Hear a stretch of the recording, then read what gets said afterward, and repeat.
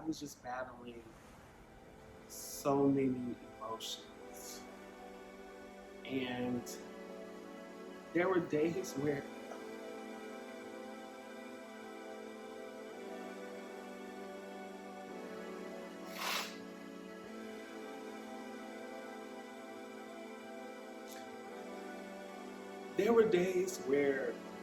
I would just lay in the bed and cry. And I would just cry because it just became too much. And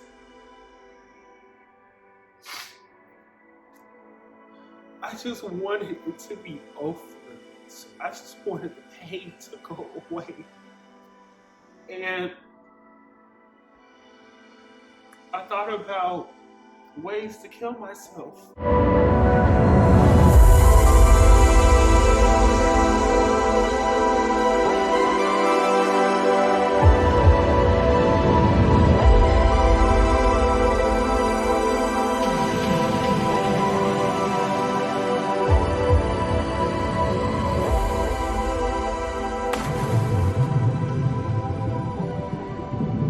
Friendship Full Circle family, and welcome back.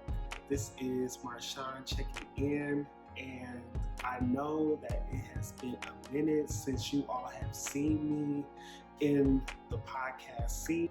I had actually filmed a version of this a few weeks ago and didn't really feel connected to that body of work. Conversation that we're going to have today is not an easy one. It's not something that I really like to talk about, but that was the catalyst that I needed to come back and actually film this the way that I would like to, and really have an open and honest conversation, but also a reintroduction to Friendship Full Circle. Filming that was the push that I needed to come back to you all today and have a real open and honest conversation about a lot of things, about where I've been, my journey back to creating for my podcast, and what my vision is for my podcast moving forward. Through my journey this year and my hiatus from my podcast, I've had a lot of time to reflect and do a lot of introspection within myself. And it honestly is with everyone around me and the support that I've gotten that now I feel fully ready to have an open and transparent conversation.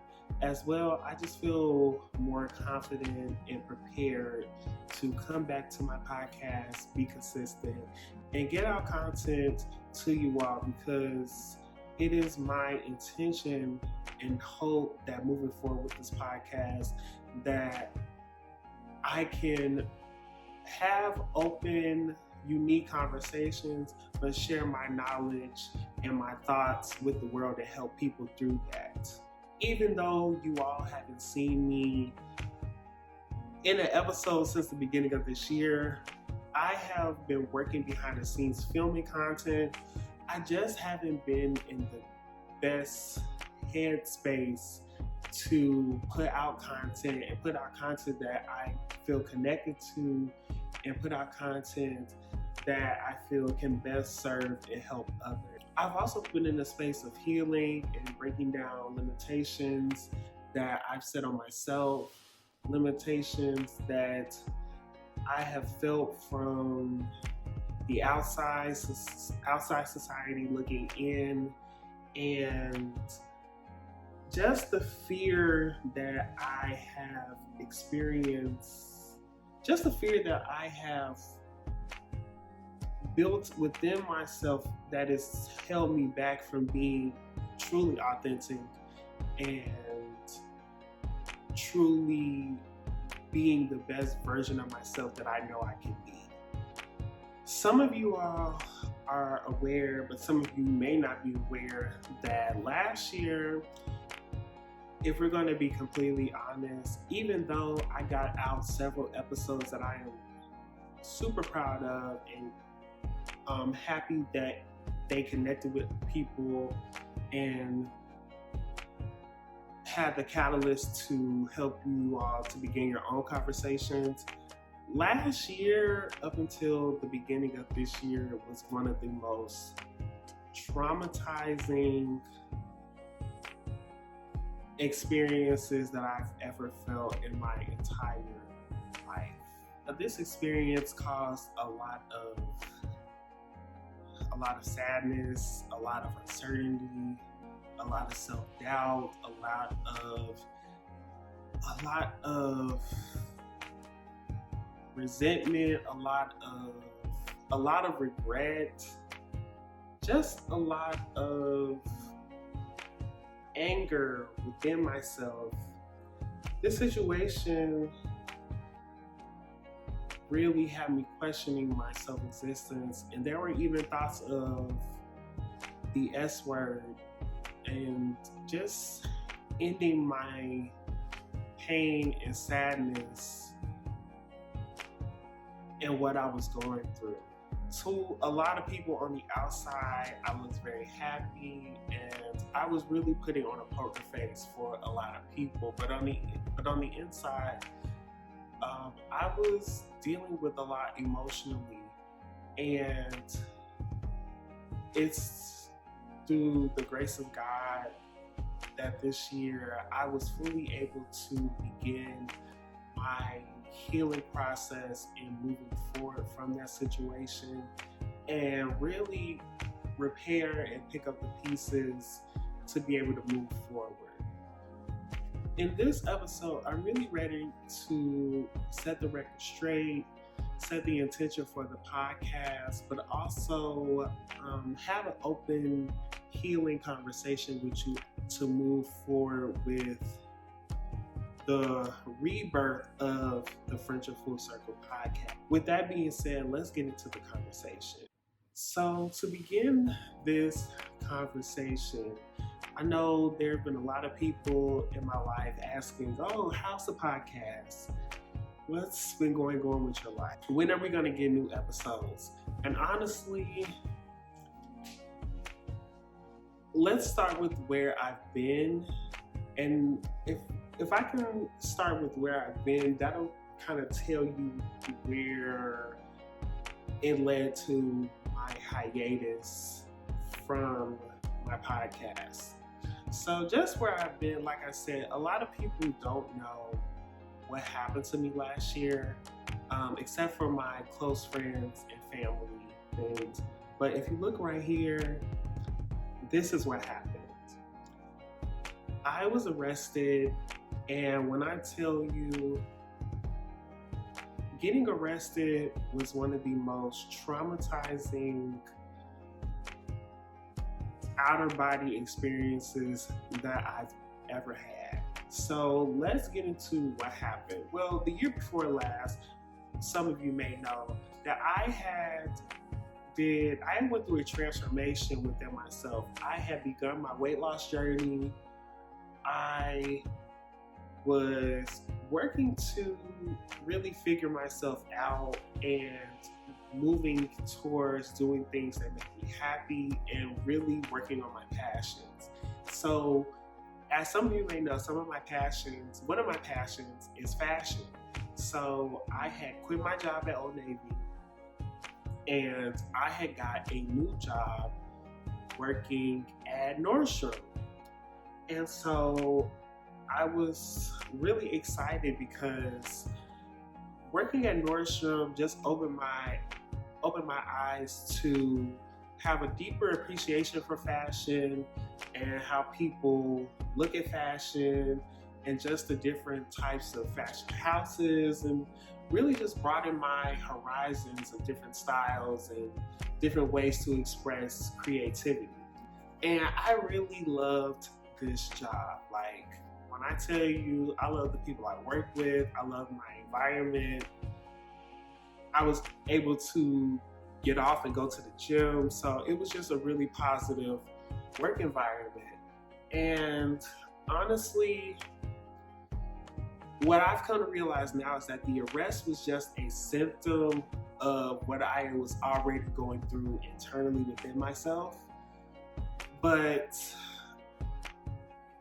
what a lot of people don't know is that even though I present this very extroverted personality sometimes, this very unique personalities, I'm always in my head. And even with me getting this job and enjoying the job, there have always been thoughts of inadequacy and just feeling like I'm not good enough. And I've been working to figure out where that comes from. I feel like a lot of it stems from my childhood, just growing up and being, you don't know that you're gay, you don't know why you exert feminine traits sometimes, and you don't know why you are the way you are. But I've always dealt with the thoughts of not feeling truly good enough in who I am. And so even though I enjoy my job, I work with a lot of people working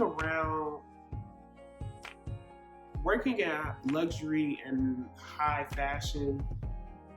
Sometimes there can be thoughts of, okay, you made it to this point, and there are people around you that flaunt the material things that they have.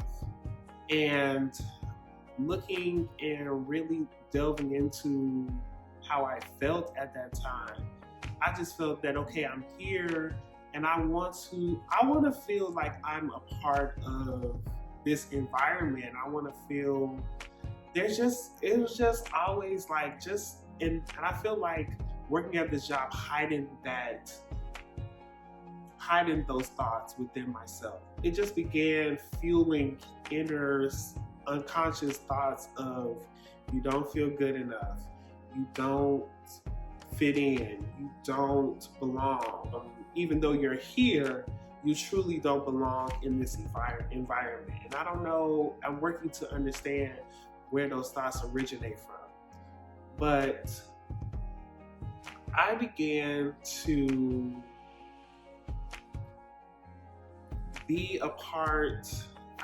participate in things that just went against who I was, just to feel like I belong, just to feel that I could have nice things. And honestly, that's what led to me being arrested. All I know was that one day I was at work, I was sick, and my manager called me upstairs to the office, and they wanted to speak with me about things that were happening in my department.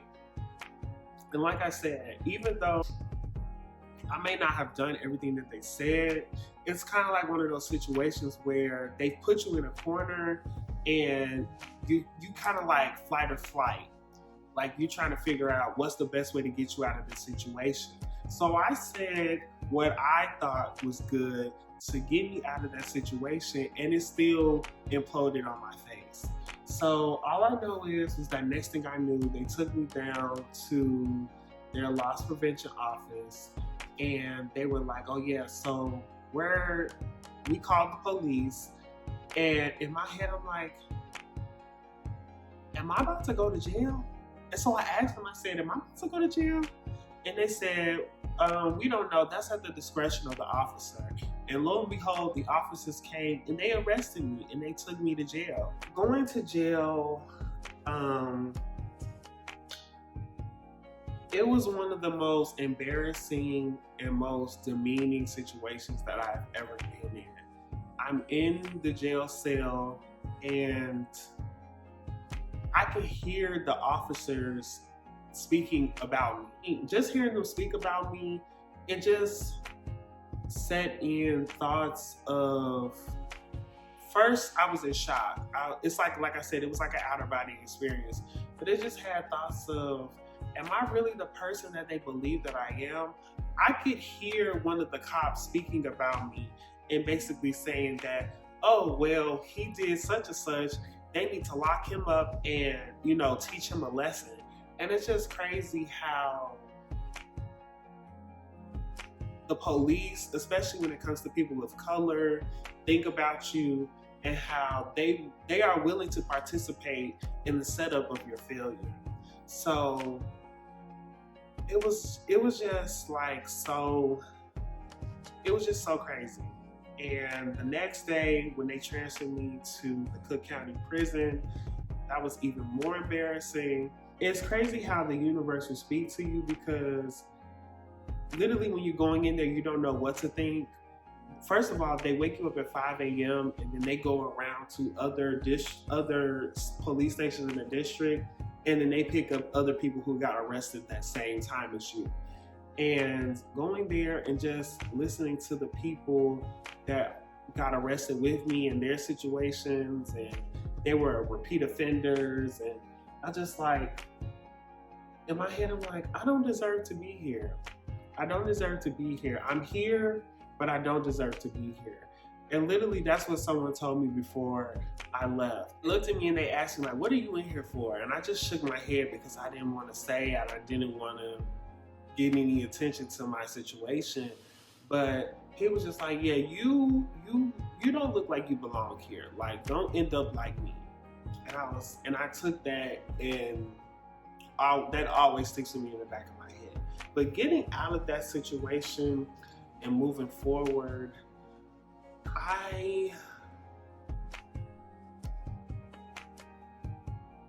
it was just a very trying situation.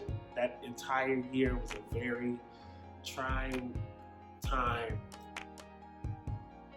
What some of my family doesn't even know that is that I was facing prison time. They were trying to indict me for 2 to 5 years. They had put me in a program to pay the money off so that way it wouldn't end up on my record, and it was just a fail. And mind you, from this, I lost my job. So I struggled to find employment for several months, and I didn't even tell my mom. I just didn't want to disappoint. I think one of the biggest feelings that I had was I just didn't want to disappoint my family, and I didn't want them to be involved in my situation. I'm one of those people that I have to truly work through the situation. I'm one of those people that I don't ask for help. And I don't like to involve people in my drama, and that may be to my detriment. But I just don't want to involve people in my drama and what I have been through and what I'm going through. So yeah, for the longest, I didn't tell my mom what had happened, and I regret not telling her.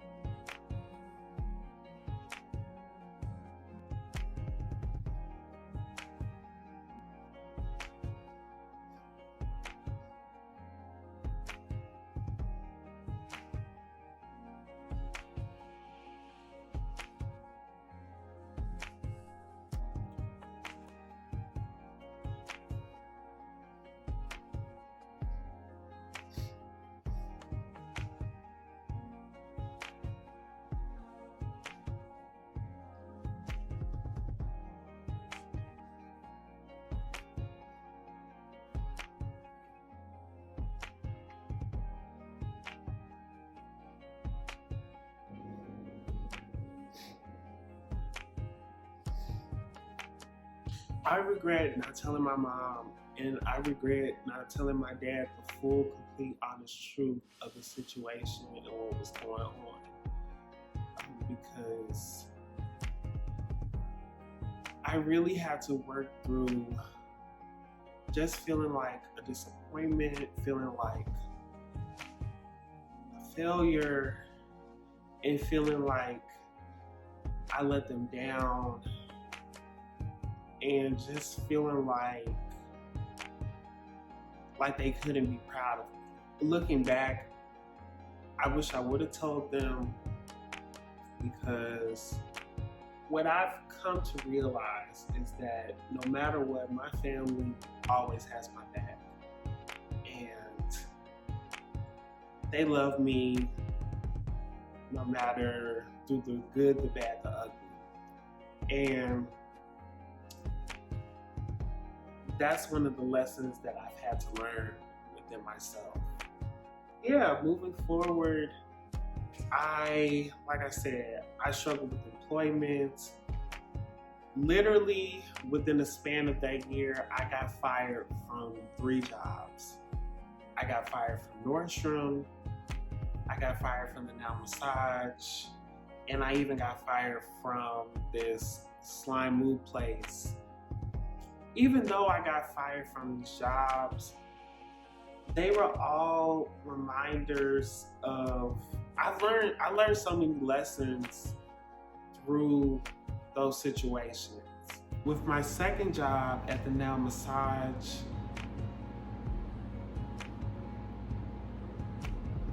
I'm so grateful for that experience. Even as bad as it was, I'm grateful for that experience, because I'm grateful for both of those experiences, because I believe before this situation that I truly didn't know how to speak up for myself and stand up for myself. I truly didn't know how to pick up the pieces from what I have. I would get jobs that I really wanted to do, but because of when I tell you, this situation hindered me so bad to where I would get jobs that I know that I was qualified for. And because I had the arrest on my record, no one didn't want to hire me. And it just set up a feeling of inferiority within myself. Going through that year, there was a friend that I worked with. I had to really work through many emotions, because when I would see him, I would get upset all over again. And it was just upsetting, because I remember when I saw him for the first time after the situation happened, and literally he would say stuff like, "Oh yeah, like I'm glad I got out of there when I did, because they would have got me." And it was just, at the time, it just felt super insensitive to me to say that. Even through that, I was still working through my case. They had put me in a program to pay the money back within a year, so it wouldn't end up on my record.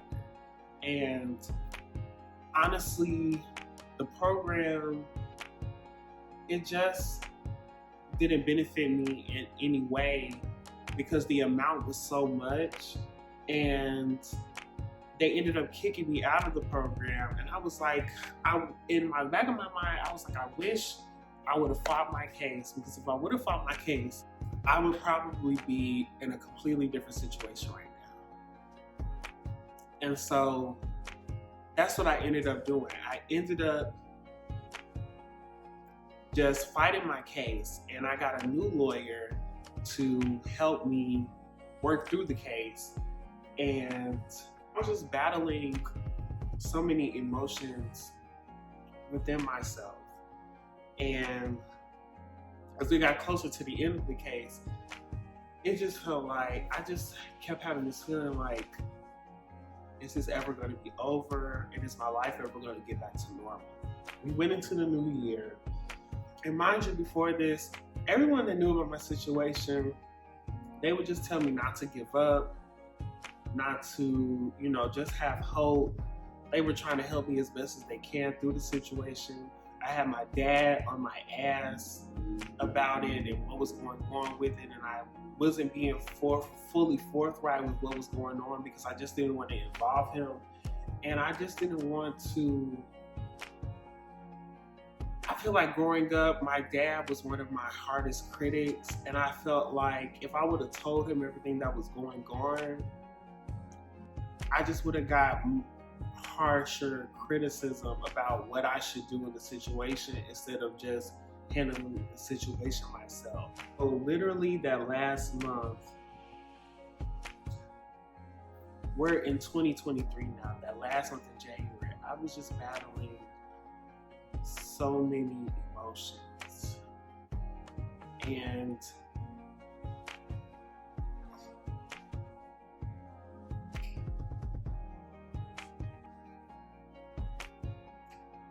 there were days where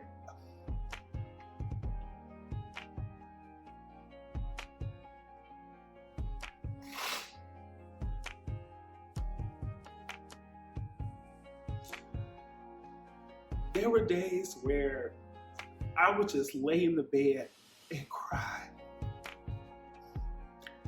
And I would just cry because it just became too much. And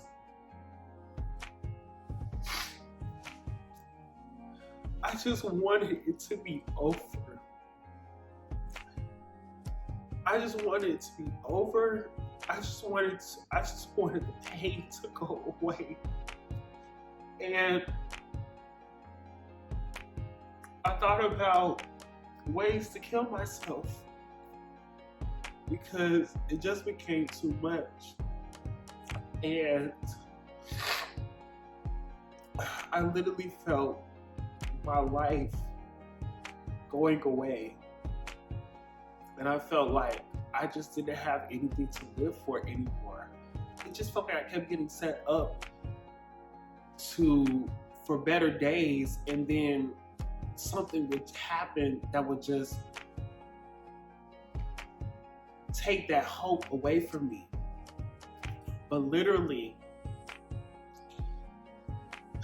the last day when I went to the courthouse and the case was about to be over, and they agreed to drop the charges and drop the case, and that reassured me that the universe was on my side and that my life still has purpose and there's still much for me to do. And when I tell you, I had never been so happy in my life that it was finally over and that I could finally begin to pick up the pieces.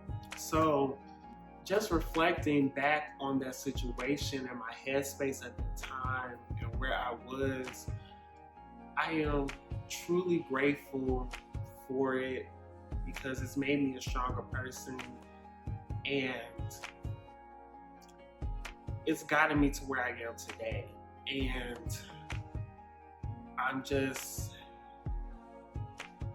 let's move forward into the year. From there, I had found a job and I was working at the airport, and I did not like that job. I didn't like that job. I felt stagnant. I felt stifled. And there was one day I just said to myself, Marshawn, you gotta do things that make you happy. You gotta do things that give you purpose. You gotta do things that lead to you being where you wanna be. I found a new job and I worked that job, and I recently just left that job. And now I'm in a better job. I feel stronger. Just reflecting on that time, I am to where I am now. And what I've learned that I was supposed to go through that situation. I was supposed to get arrested. That was meant to happen to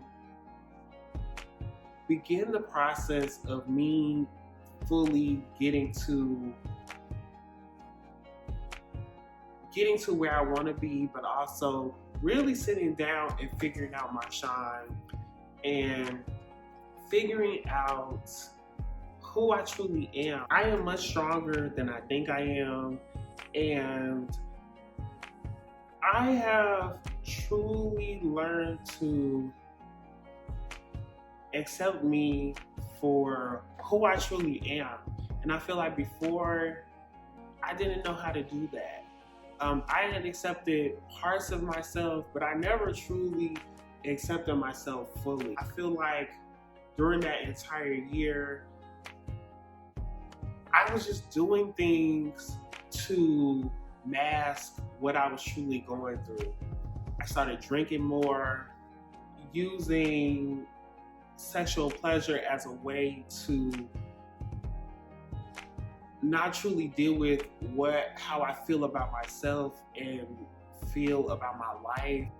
Just making up for the lack of control I felt over my life at that time, lack of independence that I felt for myself, and my life was just imploding. But to be where I am now and looking back on my life, I am grateful that those situations happened, because I feel like now I truly have a better and a stronger appreciation for me. I have a stronger appreciation for that 9-year-old, 10-year-old